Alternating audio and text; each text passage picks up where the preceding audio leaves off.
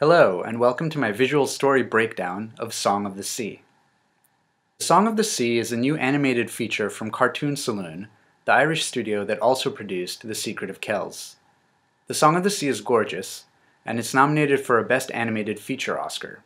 If you haven't seen it yet, I highly recommend that you do. Today we're going to look at the film's visual composition and how the design relates to thematic elements in the story. One of the things that struck me immediately when I watched the film was the elegant use of simple shapes to create clean compositions. Every frame of this movie contains simple figures with clear silhouettes. We see crisp lines and smooth curves delineating foreground from background. The artists avoided complex shapes, overlaps, and tangents, which makes the film really easy to look at. This sort of composition helps you see a frame and immediately comprehend what's going on.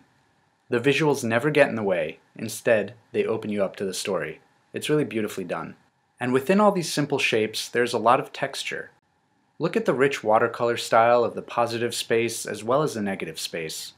By using such textured coloring, they achieved a sense of depth without ever compromising the simplicity of their compositions. One of the repeating visual themes in this movie is circles, and specifically concentric circles. We first see this in the film's storybook opening, and it continues throughout the movie. The circles within circles usually convey a sense of home or comfort, and also a sense of magic and mystery that infuses the world beyond. By contrast, the artists used straight lines and sharp angles to indicate when something is dangerous or displeasing. You can see that when Ben and Saoirse move to the city, which is a far less hospitable place than their seaside home. The sharp lines appear again at the witch's house, and also when her owls attack Ben and Saoirse. What's really wonderful is how these visual themes relate back to story themes.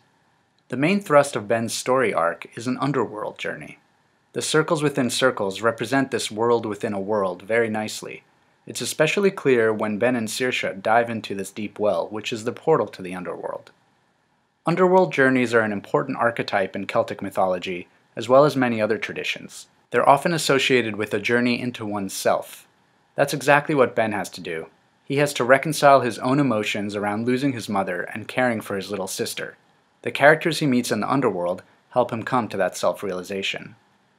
In mythology and in shamanic practice, the underworld has resonances with our world. It's like a magic mirror. We have a clear parallel between the stories of Matcha, the witch, and Ben's granny. These are the misunderstood villains of the movie. They're both only trying to protect their sons from the pain of losing a loved one, but they end up doing a lot of harm. The characters even look similar, and you can see that Granny's son, Connor, has the same nose as Matcha's son, the stone giant. Meanwhile, the Selkie characters, Brona and Saoirse, are special because they serve as bridges between the two worlds. They're magical creatures that can assume a regular human form on land and a magical animal form in the sea. In fact, Ben is the only main character that doesn't have a double. That's because he's the one going on the journey.